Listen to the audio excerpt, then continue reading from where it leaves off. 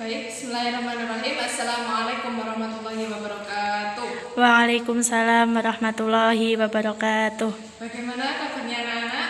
Baik, Bu. Alhamdulillah. Baik, sebelum kita mengawali pembelajaran pada pagi hari ini, kita berdoa dulu ya. Silakan Ketua kelas memimpin doanya. Berdoa di dalam hati, mulai. Selesai. Alhamdulillah.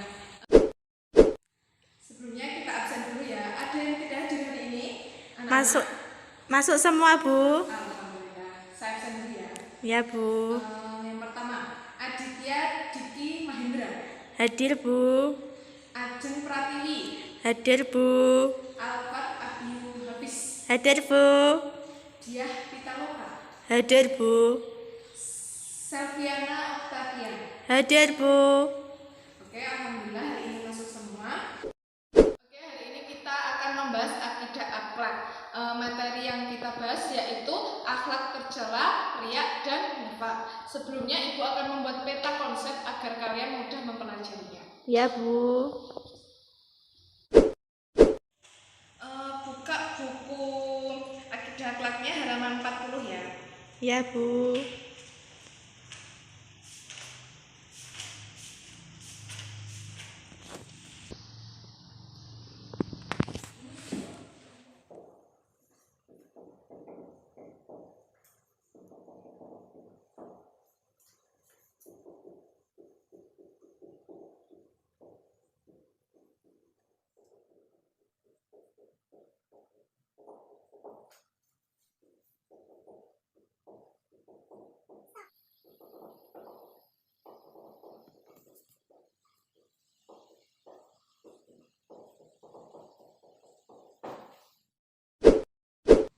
Oke, poin yang pertama kita bahas yaitu riya. Sebenarnya apa sih riya? Ada yang sudah tahu riya itu apa? Saya, Bu. Apa? Riya itu ingin dipuji, Bu. Oke, sudah mendekati. Jadi pengertian riya itu ada dua, menurut bahasa dan menurut istilah. Bahasa itu ada dua, memperlihatkan dan memamerkan.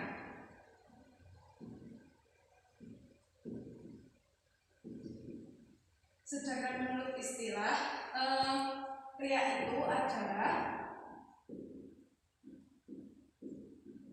seseorang yang melakukan amal perbuatan karena ingin mendapatkan pujian.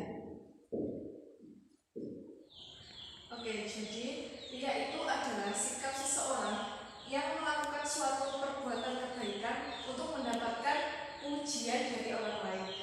Yang selanjutnya yaitu macam-macam riya. Macam-macam riya itu ada banyak. Di buku yang kalian buka tadi, yang pertama yaitu riya badan. Yang kedua yaitu perbuatan atau tingkah laku.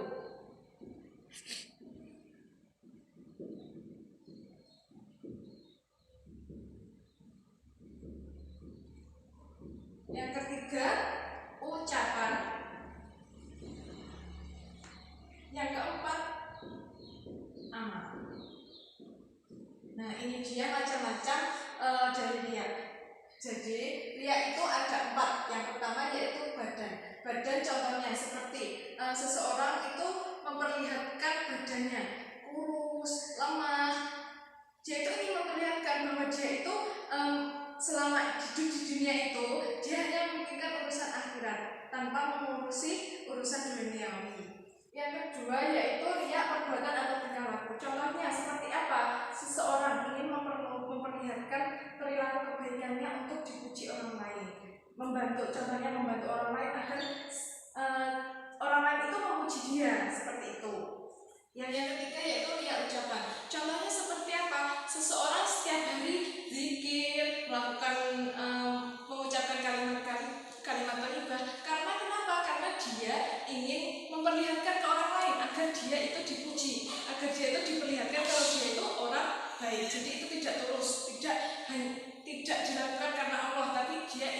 dilakukan karena pujian orang lain. Dan yang terakhir yaitu riya amal. Contohnya seperti apa? Seseorang ingin melakukan perbuatan baik seperti memberikan atau memberi amal jariah kepada orang yang miskin. Dia melakukan itu tidak ikhlas. Dia ingin melakukan itu karena hanya ingin mendapatkan pujian dari orang lain. Yang selanjutnya yaitu larangan berbuat riya. Larangan berbuat riya itu di Al-Quran tertulis dalam Quran surat Al-Baqarah ayat 264. Jadi Quran surat Al-Baqarah 264 ini menjelaskan tentang perbuatan riya. Perbuatan riya itu di dalam surat ini itu sangat dilarang oleh Allah. Karena apa? Karena perbuatan riya ini akan menyebabkan rusaknya amal pahala kita selama di dunia. Yang terakhir yaitu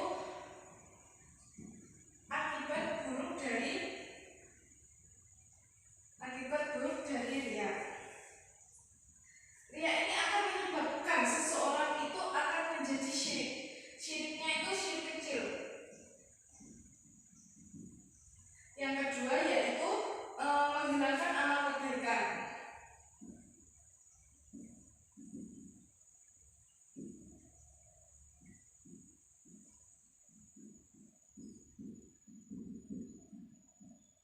Buruk dari riya yang pertama yaitu syirik.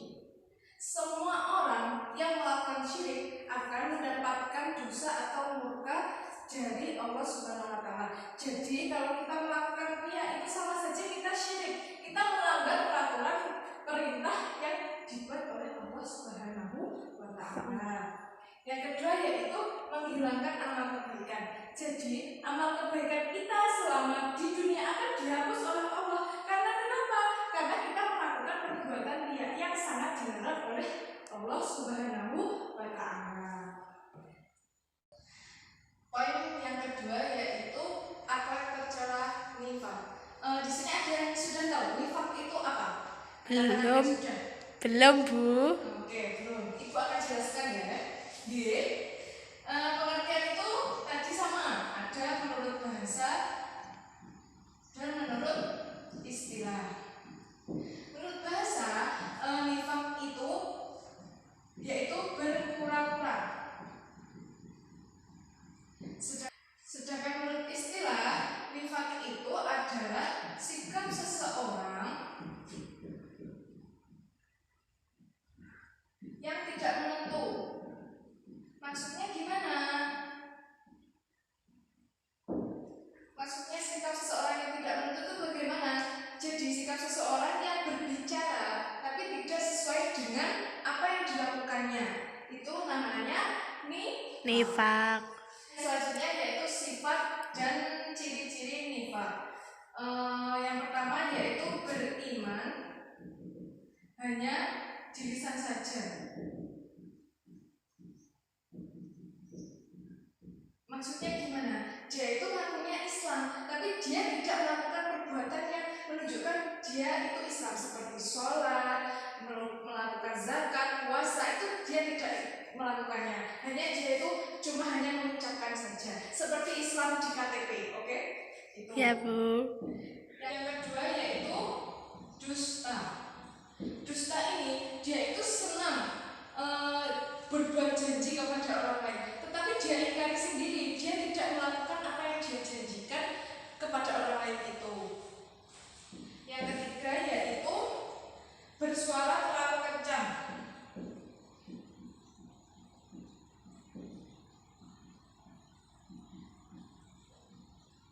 Maksudnya bagaimana bersuara terlalu kencang ini? Maksudnya jika kalau seseorang itu bertengkar dengan orang lain, dia itu berbicara buruk atau keras kepada orang lain yang akan menyebabkan menyakiti hati seseorang tersebut.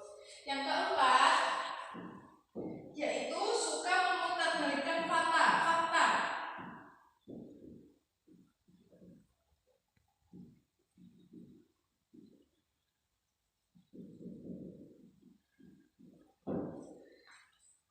Atau bisa disebut bohong.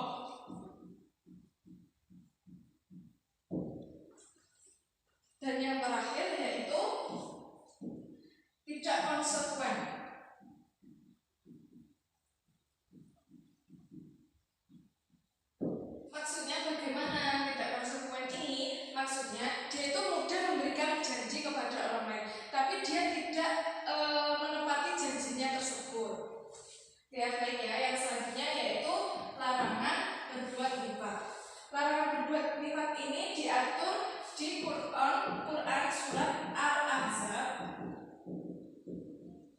ayat 70. Di surat ini dijelaskan bahwa sifat nifaq ini sangat dilarang oleh Allah Subhanahu wa taala. Karena kenapa? Karena sifat ini sangat merugikan orang lain. Bagi orang lain. Contohnya, kalau kita membuat janji kepada orang lain, tapi ternyata kamu tidak menepati janji itu, kan kasihan kan yang diberi janji tadi. Iya, Bu. Jadi akan merugikan orang lain tersebut. Sudah jelas ya?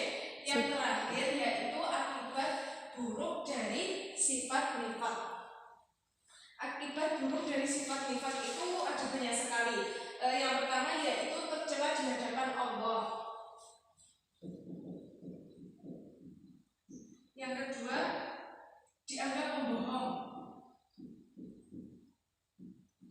Yang ketiga, dikucilkan masyarakat.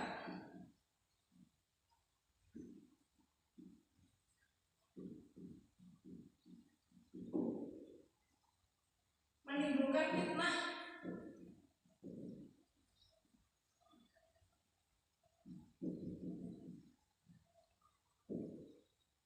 Yang terakhir yaitu menimbulkan perselisihan. Jadi ini akibat buruk dari sifat riya. Yang pertama tercela, yang kedua pembohong. Pembohong, dia menjadi pembohong, dia tidak akan dipercayai oleh orang lain lagi. Yang ketiga dikucilkan masyarakat. Yang keempat menimbulkan fitnah. Yang kedua yaitu dusta. Dusta ini dia itu senang berbuat janji kepada orang lain, tetapi dia ingkari sendiri, dia tidak melakukan apa yang dia janjikan kepada orang lain itu. Yang ketiga yaitu bersuara terlalu kencang.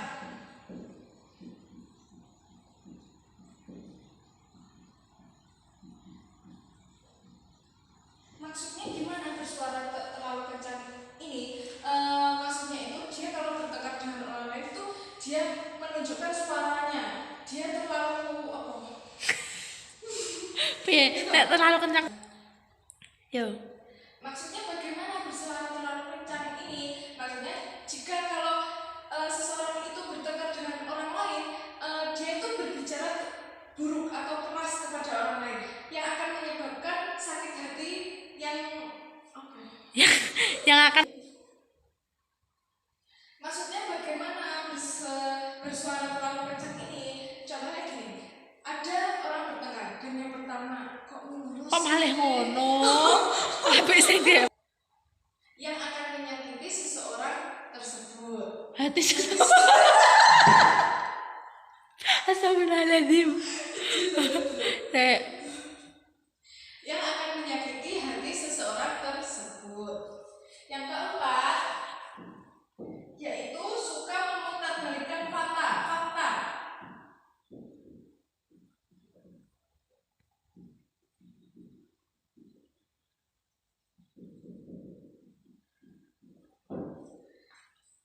Atau bisa disebut bohong.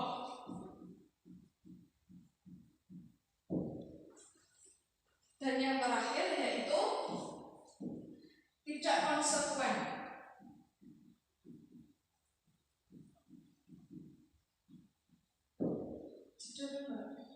Konsekuen tidak mudah. Maksudnya bagaimana tidak konsekuen ini? Maksudnya orang itu membuat janji kepada orang lain, tapi dia itu ingkar janji. Dia itu tidak konsekuen. Jadi contohnya itu ingkar janji. Dia itu mengingkari janji kepada orang lain, tapi juga mudah mengingkari. Tapi tidak tanpa berpikir. Dia itu mudah berjanji kepada orang lain, tapi janji tersebut tidak ditepati.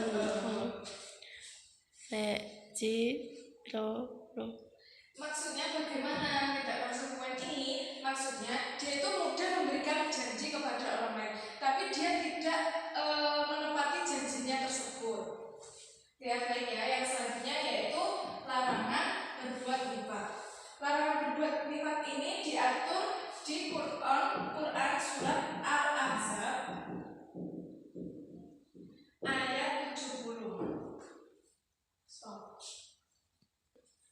Di surat ini dijelaskan bahwa sifat nifaq ini sangat dilarang oleh Allah Subhanahu wa taala. Karena kenapa? Karena sifat ini sangat merugikan orang lain.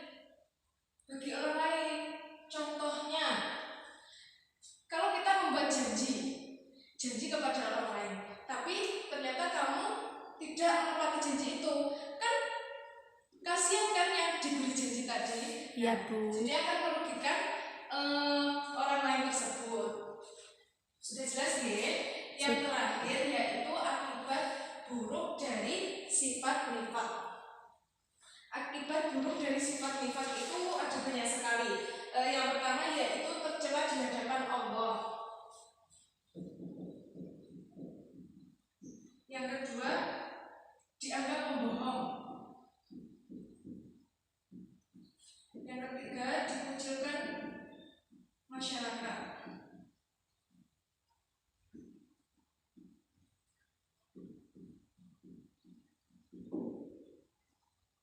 Menimbulkan fitnah.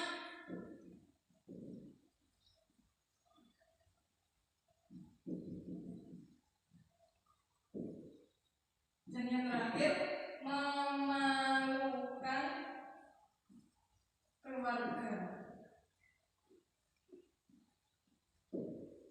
Gimana terakhir dong? Ini sih kok memancing perselisihan. Berarti apa kepira sendiri ini? Hapus.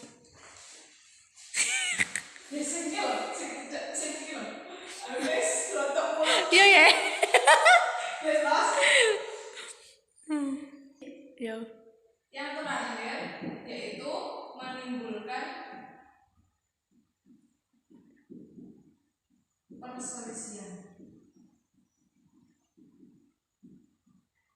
Nah, ini tadi akibat buruk dari nifaq. Yang pertama tercela, Dadeno. Yang terakhir yaitu menimbulkan perselisihan. Maksudnya itu bagaimana?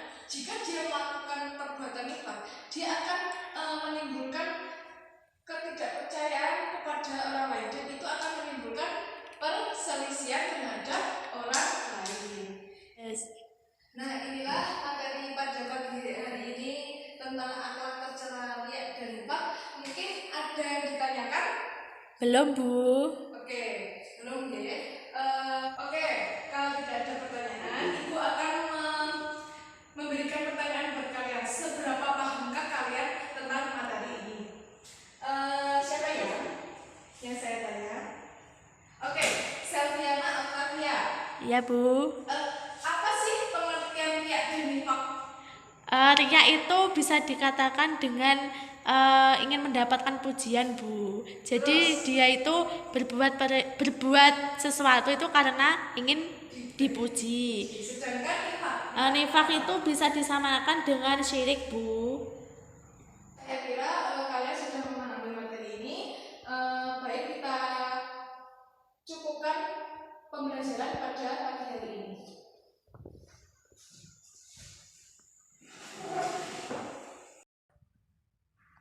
Baik, untuk mengakhiri pembelajaran pada pagi hari ini, kita tutup dengan doa kafaratul majelis. Subhanakallahumma wa bihamdika asyhadu an la ilaha illa anta astaghfiruka wa atubu ilaik. Subhanakallahumma wa bihamdika asyhadu an la ilaha illa anta astaghfiruka wa atubu ilaik. Subhanakallahumma wa bihamdika asyhadu an la ilaha illa anta astaghfiruka wa atubu ilaik. Sekian dari saya. Terima kasih. Wassalamualaikum warahmatullahi wabarakatuh. Waalaikumsalam warahmatullahi wabarakatuh.